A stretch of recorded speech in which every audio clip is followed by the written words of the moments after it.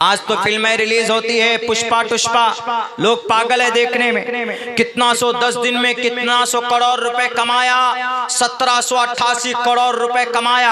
आज ही एक न्यूज पढ़ रहे थे हम, तो उसमें फ्रंट पेज पे दिया हुआ था कि इसने फला का रिकॉर्ड तोड़ा, फला का रिकॉर्ड तोड़ा। उन 1788 करोड़ रुपए उसने कमाया, एक डुप्लीकेट मूवी बनाकर आपको बेवकूफ बनाया, और उन 1788 करोड़ रुपए में आपका भी पैसा है प्रोग्राम वालों के लिए। लेकिन यह है कि जलसा जब भी कामयाब होगा जब सुनकर अमल करेंगे। इंशाअल्लाह अमल करेंगे ना हम लोग, इंशाअल्लाह अपने बच्चों की सही तरबियत करेंगे।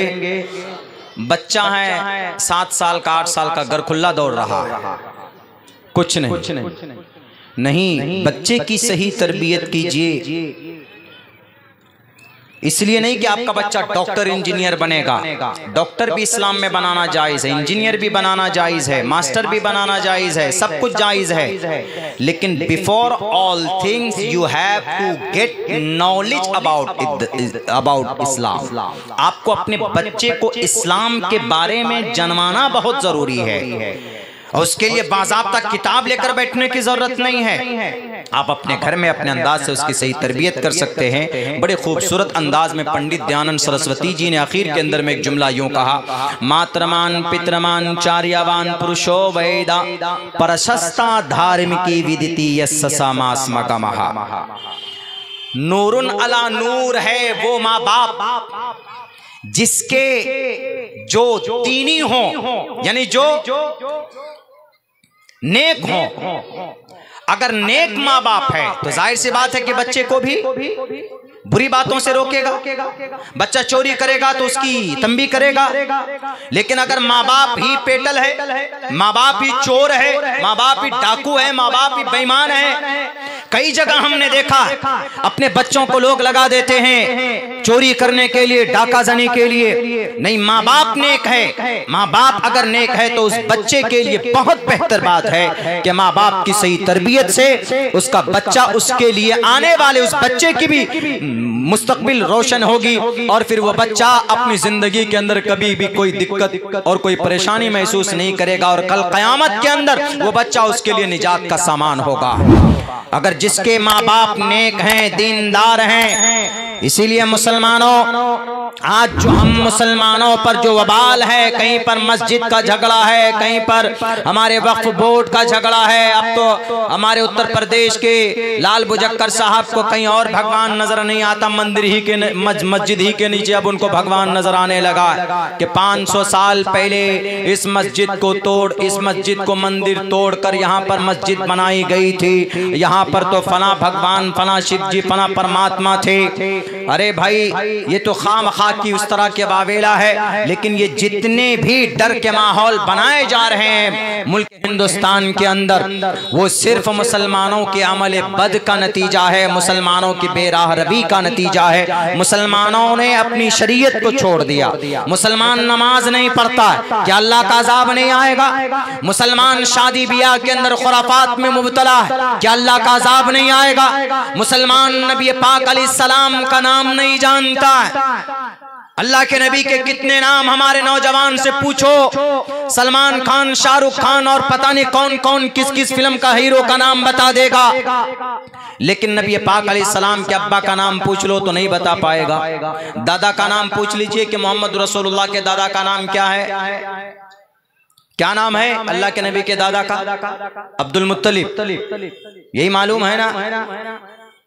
लेकिन अब्दुल मुत्तलिब रियल नाम है, रियल नाम अब्दुल मुत्तलिब नहीं है, बल्कि रियल नाम कुछ और है। अब्दुल मुत्तलिब तो किसी वजह से, किसी वाक़े की वजह से नाम पड़ा। रियल नाम, असल नाम, जैसे मेरा नाम अब्दुल्ला, मेरा असल नाम जो डॉक्यूमेंट्री नाम है, डॉक्यूमेंट्स में जो मेरा नाम है मोहम्मद सालिम है।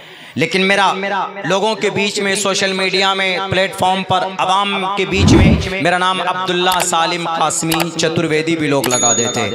वैद पढ़ते हैं, संस्कृत पढ़कर समझाते हैं तो लोग वो भी लगा देते, तो लोग समझते हैं कि भाई इनका नाम अब्दुल्ला सालिम है। कोई भी अगर आगे अगर पूछेगा कि मोहम्मद सालिम तो नहीं बताएगा, अब्दुल्ला सालिम चतुर्वेदी नाम करके सोशल मीडिया पे देखेगा भाई कौन है, अब्दुल्ला सालिम साहब, वो चतुर्वेदी साहब। हालांकि चतुर्वेदी कहीं से कहीं तक भी नहीं है। मेरे किसी सर्टिफिकेट में चतुर्वेदी नहीं है, मैंने दारुल देवबंद से फजीलत की उसके तस्दीकनामे में नहीं है, उसके आई कार्ड में नहीं है, मेरे वोटर कार्ड आधार कार्ड में नहीं है, मेरा नाम मोहम्मद सालिम है, ये नाम है हमारा पूरा का पूरा। तो होता है तो अल्लाह के नबी अलैहिस्सलाम के दादा का नाम क्या है? हमारा नौजवान तो अब्दुल मुत्तलिब भी नहीं बता पाएगा, कहेगा पता नहीं दादा का नाम कौन जानने गया है मोहम्मद रसूलुल्लाह का। अरे वो मोहम्मद अलैहिस्सलातु वस्सलाम। आज तो फिल्में रिलीज होती है पुष्पा टुष्पा, लोग पागल है देखने में। कितना 10 दिन में कितना 100 करोड़ रुपए कमाया, 1788 करोड़ रुपए कमाया।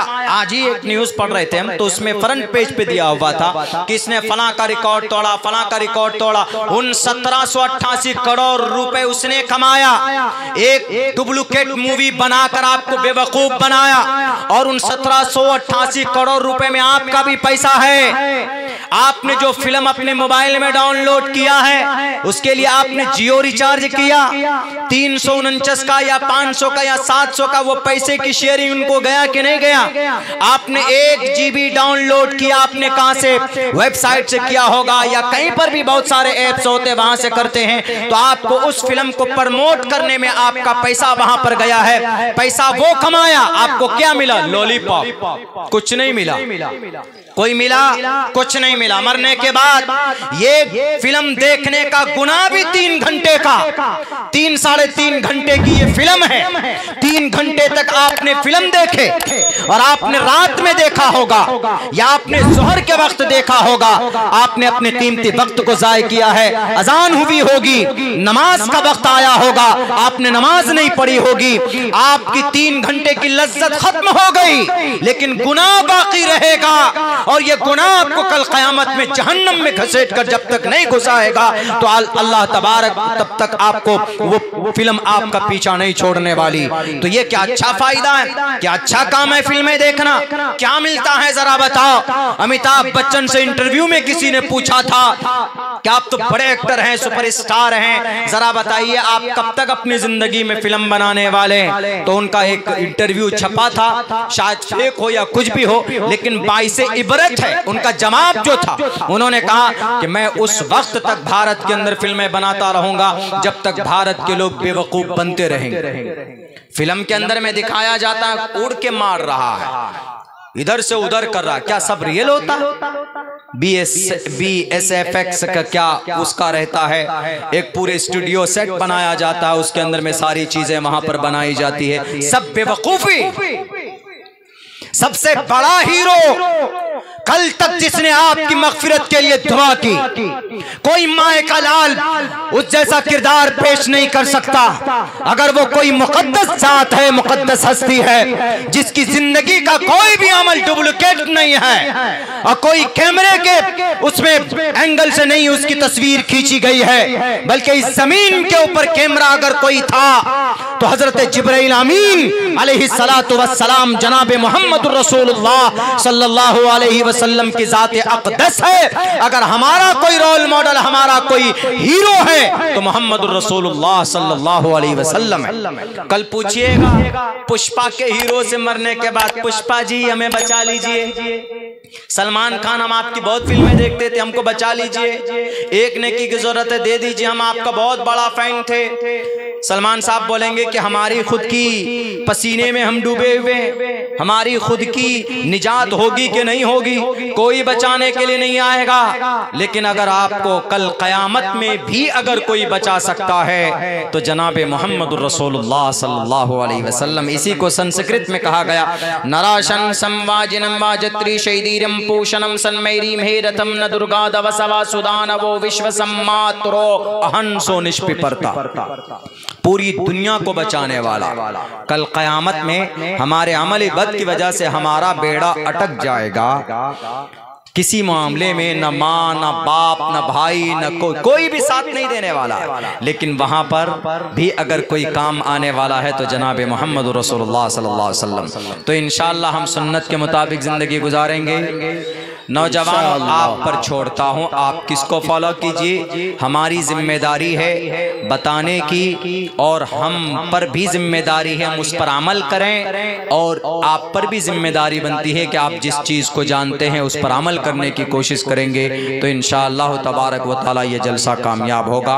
पहली फुर्सत में अपने बच्चों की तरबियत के लिए कोई इंतज़ाम कीजिए, कल क़यामत में ये बच्चे आपके लिए निजात का ज़रिया बनेंगे। बहुत बहुत शुक्रिया, जज़ाकल्लाह। अस्सलामु अलैकुम व रहमतुल्लाहि व बरकातुहू।